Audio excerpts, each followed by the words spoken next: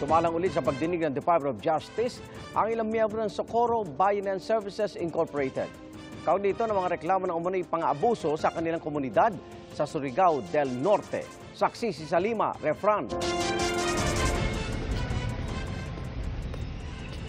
Sir, may gusto po ba kayong sabihin, sir? Wala po, sir. Kayo, senyor. May gusto pong sabihin, sir?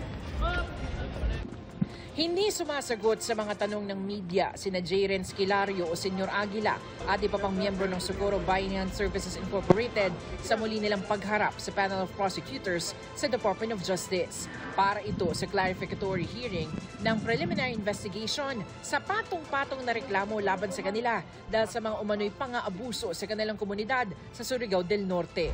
Sa supplemental counter affidavit, naghain ng sagot ang mga respondent sa dagdag na ebidensyang inihain ng NBI, kabilang ang mga video ng umano'y military training sa mga bata. Nagpo-file kami ng supplemental counter affidavit ngayon. Ano po yung nilalaman doon, ma'am? Basically.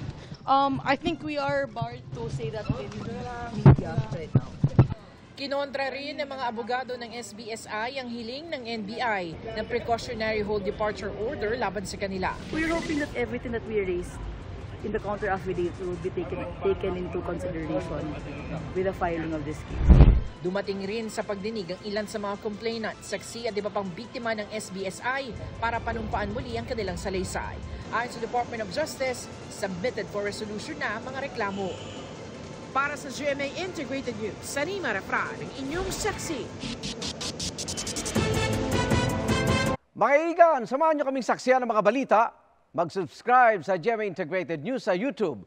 Para sa mga kapuso abroad, samahan nyo kami sa GMA Pinoy TV at sa www.gmanews.tv.